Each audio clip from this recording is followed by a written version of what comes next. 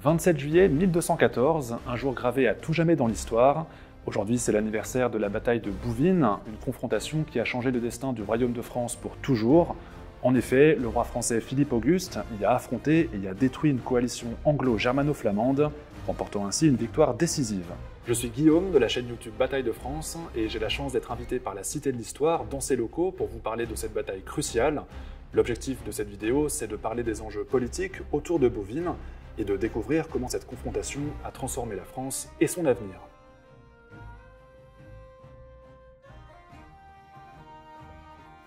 Alors la bataille de Bouvines, c'est d'abord une rencontre entre deux armées près d'un village aujourd'hui situé à la frontière franco-belge. Par contre, à l'époque, on était en plein dans le comté de Flandre, dont la noblesse s'était rebellée contre Paris. Les combats sont assez confus, on n'a pas beaucoup de sources pour les raconter, c'est même assez difficile de faire un exposé précis de l'événement parce que les témoignages d'époque sont plutôt rares et sont toujours partisans. Néanmoins, ce qui nous intéresse aujourd'hui, c'est de comprendre pourquoi les hommes se sont battus ici, à Bouvines, et pour cela, il faut revenir quelques années en arrière.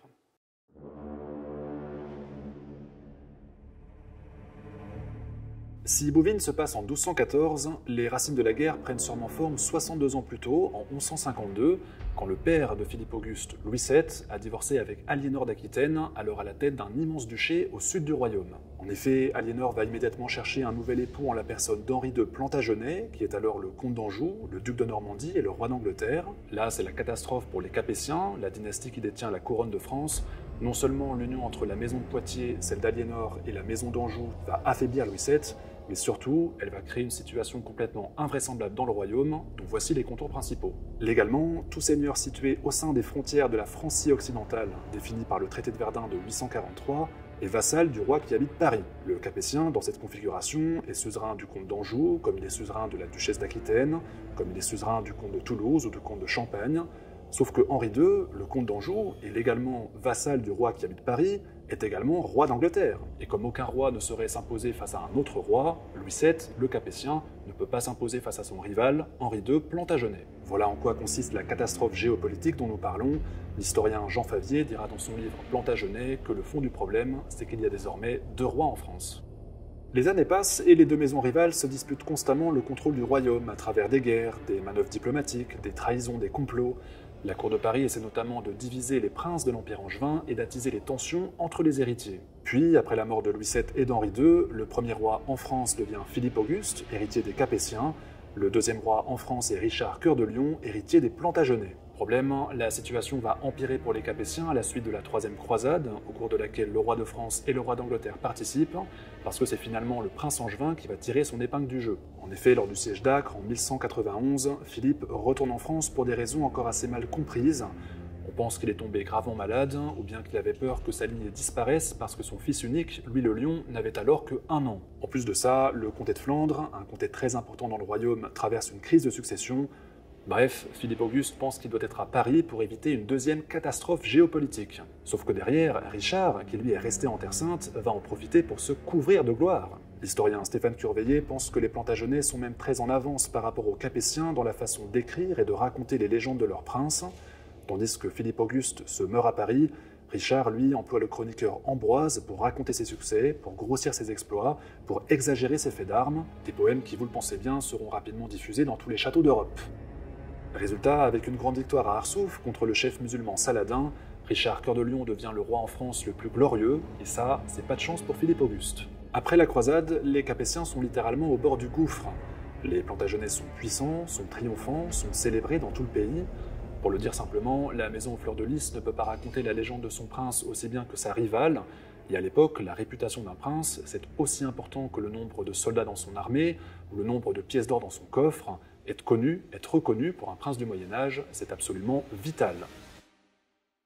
Et puis, tout à coup, selon le chroniqueur Guillaume le Breton, Dieu aurait décidé de revisiter le royaume de France. Il faut comprendre que tout semblait si bien fonctionner pour Richard Cœur de Lion que personne n'a compris pourquoi celui-ci serait mort malencontreusement des suites d'une blessure. Nous sommes alors à Chalut, dans le Limousin, en 1199. Le roi d'Angleterre assiège un seigneur rebelle et se prend un carreau d'arbalète en pleine poitrine. Il succombe à ses blessures quelques jours plus tard, sans héritier direct. Maintenant, pourquoi le chroniqueur dit que Dieu a revisité le royaume de France? Une mort, a priori, c'est triste, surtout quand il s'agit d'un héros de guerre dont le nom est scandé par tous les poètes. En fait, c'est surtout Philippe Auguste qui voit dans cet événement tragique une opportunité inespérée de se venger. Le Capétien veut profiter de la crise de succession induite par la mort de son rival pour détruire l'Empire angevin, mais aussi et surtout rehausser son image auprès de l'opinion par des victoires militaires. Heureusement pour lui, le successeur de Richard s'appelle Jean Santerre et il est très peu apprécié par sa noblesse. Contrairement à son grand frère, le Cœur de Lion, Jean n'a ni le charisme ni le talent de son aîné, ce qui profite à la cour de Paris qui va se faire un plaisir de souffler sur les braises. Pour bien comprendre les problèmes entre la couronne d'Angleterre et les nobles de France, il faut rappeler que le règne de Richard a coûté extrêmement cher à tous ses vassaux. Il a fallu financer la Troisième Croisade, il a fallu financer la rançon de Richard Cœur de Lion, qui avait été prisonnier des Germains pour des raisons un peu compliquées, il a fallu financer toutes les guerres des Plantagenets contre Philippe Auguste, dont la ténacité et la détermination n'avaient aucune limite. Et à chaque fois, la noblesse de l'Empire Plantagenet, qu'elle soit en Anjou, en Normandie, en Aquitaine, en Angleterre, devait passer à la caisse, ce qui augmenta les mécontentements. Alors tant que Richard était vivant, il n'y avait pas de problème, la gloire militaire pouvait rattraper les déboires financiers de l'Empire angevin, sauf que Jean est un souverain peu apprécié, cela Philippe Auguste l'a parfaitement compris et lui déclare la guerre en 1204. Alors jusqu'ici, Philippe Auguste avait la plupart du temps perdu ses batailles contre l'autre roi en France, et cela lui avait d'ailleurs coûté assez cher, autant en termes financiers qu'en termes de réputation. Autrement dit, le Capétien joue très gros dans cette nouvelle campagne, surtout qu'il s'attaque à Château-Gaillard, la plus grande forteresse de l'Empire angevin et le verrou défensif de la Normandie. Pendant le siège, les chroniqueurs de Philippe vont tout faire pour le montrer tel un César conquérant des Gaules. C'est difficile à vérifier, mais les tactiques employées par les Français auraient été quasiment les mêmes que les tactiques employées par les Romains devant Alésia. La garnison du château fort est réduite à la famine, et les Capétiens construisent 2 palissades avec des pièges de chaque côté pour anticiper l'arrivée d'une armée de secours. De toute façon, Jean aurait eu beaucoup trop confiance dans ses défenses, il serait resté en Angleterre et aurait laissé la garnison à son triste sort. Grave erreur, car Philippe Auguste finit par déclencher l'assaut et remporte la bataille après 8 mois de siège. Et là, c'est le début d'une longue série de catastrophes pour le roi d'Angleterre. En effet, la couronne de France va en profiter pour conquérir tout le duché de Normandie, mais va aussi s'attaquer à la vallée de la Loire, à l'Anjou, à l'Aquitaine, à l'Auvergne. Comme Jean Santerre est un souverain peu apprécié, la noblesse ne résiste pas, voire même assiste Philippe Auguste dans sa conquête. Même la Bretagne passe du côté capétien car les nobles bretons sentent bien que le vent tourne. Bref, d'un jour à l'autre, les Plantagenets sont dépossédés de la plupart de leurs possessions françaises. Nous sommes alors seulement 5 ans après la mort du grand Richard Cœur de Lion. Et là, on entre vraiment dans le vif du sujet. Si Philippe Auguste dépossède les Plantagenets de leurs possessions françaises, il va aussi annexer les territoires capturés. Par annexion, on entend le rattachement des villes et des châteaux forts au domaine royal, et par domaine royal, on entend le territoire directement administré par les Capétiens.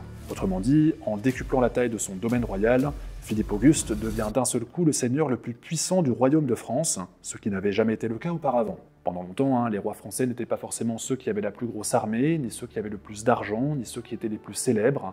La royauté capétienne n'a jamais eu de statut prédominant dans les affaires politiques en France. C'est assez contre-intuitif, mais ça dénote toute l'importance et toute l'étendue de la campagne de 1204. Auparavant, il y avait 2 rois en France, désormais il n'y a qu'un seul roi de France, Philippe Auguste. L'humiliation est telle pour Jean Santerre que celui-ci n'a pas d'autre choix que de chercher du soutien à l'étranger.